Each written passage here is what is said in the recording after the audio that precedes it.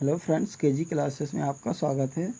आज हम आपको long answer of W.B. Yeats 1865 to 1939, ये डेथ और मृत्यु है उनकी, जन्म और मृत्यु।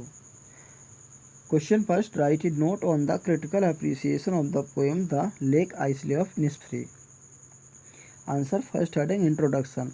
The Lake Islay of Innisfree has been regarded as one of the outstanding nature poems in English poetry. It is a fine lyrical poem composed by W.B. Yeats. It was first published in the Rose in 1893.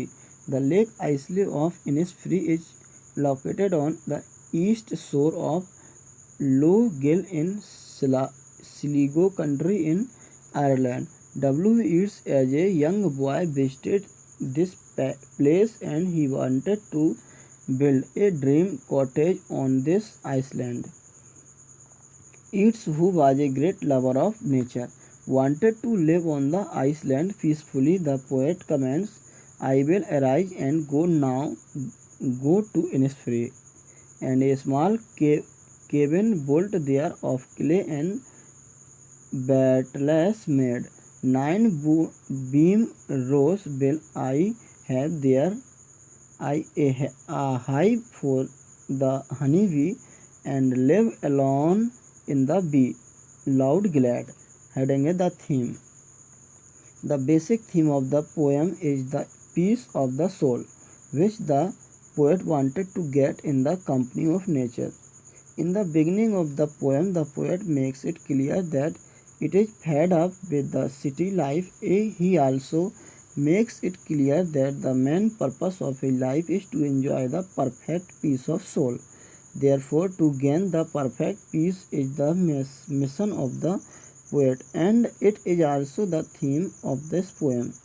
In the following lines it can be noted, "And I shall have some peace, therefore peace comes dropping slow, dropping from the bells of the morning to where the cricket sings." Heading a nature poem. The Lake Islay of Innisfree is respected as one of the greatest nature poems. It reminds us of the romantic poetry because the presentation of the poet is like that of Wordsworth. From the beginning to end, the poet maintains how he loves nature. He wants to live in a hut in the company of nature, and in the hut he desires to listen to the hummingbird sound of the bees. He thinks it is only in the company of nature he can have the happiness of his soul. He comments that it can enjoy the perfect peace when there midnight all a glimmer and moon a purple glow, and evening full of linnets wings. Adding a philosophical poem. The Lake Islay of Innisfree is a philosophical poem because it deals with the philosophy of the poet regarding human life. The poet comes to the conclusion that in this world man is facing more and more problems only because he is far away from nature. Like Wordsworth, the poet also thinks that only nature can give us the perfect base of human life. Indeed, this short poem reveals the fact that there is a deep relationship between man and nature, and when man runs away from nature, he becomes far away from the real happiness of human life. Thus, the poet wants to live alone in the bee land glad. Having a poetic style. This short poem has become very famous because of its poetic style. The language of the poet is very simple and at the same time it is highly impressive. Like William Wordsworth, the poet also uses simple and common words. From the beginning to the end, the poet maintains his simple, impressive and charming poetic style. Adding a conclusion, the Lake Islay of Innisfree has been composed beautifully, and it has been compared with William Wordsworth's famous poem Daffodils. In this poem, W.B. Yeats reveals his deep love for nature like a romantic poet. In this beautiful poem, his poetic style is highly charming. Dr. Beatrice calls this poem the most blooming. In short, the poem is, in the words of Stevenson, quaint and airy, simple and artful, and eloquent to the heart. Next question, write a note on critical appreciation of the poem The Second Coming. Introduction. The Second Coming was first published in the American magazine The Dial in November 1920. Later on, it was included in the volume entitled Michael Roverters and the Dancer 1921. It was written at a time who Yeats was puzzled by violence displayed by events like the Easter Rebellion of 1916, the Irish Civil War that followed it, and the European Great World War of 1914 to 1919. The times were out of joint, and in terms of his philosophy of history, a new age in the world's history was going to begin. He believed that a full circle of the wheel, that is, the moon, corresponds in time to approximately 2000 years.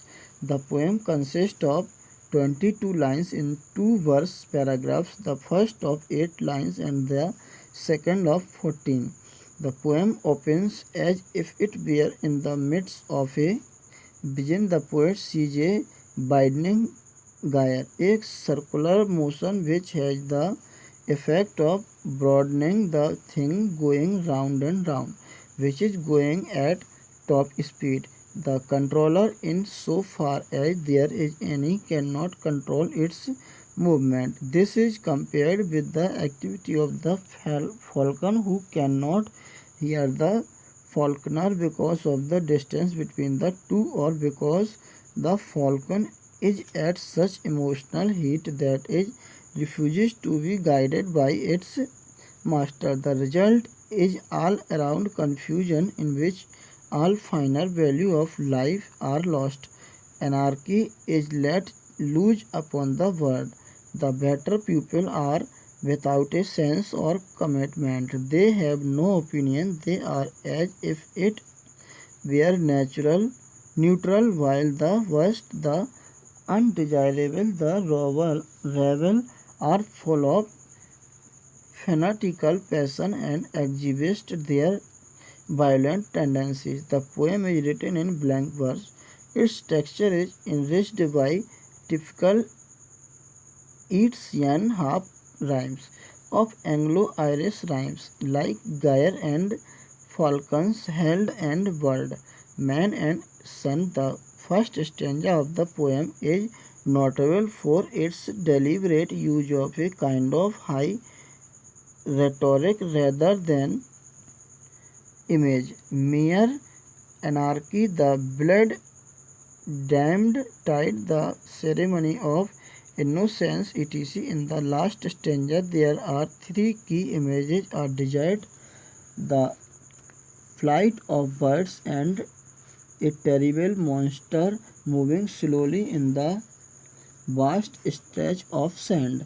The poem has reflected some of its most esoteric ideas, the idea which he was to develop in his book of occult philosophy, yet the poem is free for the system. It is also the picture of the violence and terror of war and revolution, of man's unparalleled brutality. The symbols and images are ambivalent and complex. The poem has received a good deal of praise at the hands of critics. For A.G. Stock, the poem has the very force of a prophecy. The ominous shape has been left purposely vague and indeterminate to suggest that the shape of things to come is beyond human comprehension. It appears monstrous and terrifying to us only because it supersets our tradition and ways of life. Maybe it will be regarded as beneficent and generous like Christ himself by the generation to come. Professor Blackmore praises it for its right use of words. Dr. B. Rajan sees in it the very perfection of its technical perfection. According to C.M. Bora, the poem is an expression of a vision. The measured verse, the repeated phrase, the simple and terribly effective images convey this moment of concentrated and amazed vision. And to Ian Jeffers, this is probably its most powerful poem. Its effect is cumulative and it states a situation and envisages its development. Its essence is dramatic as well as philosophic, lyric as well as elegiac. Thanks, best of luck.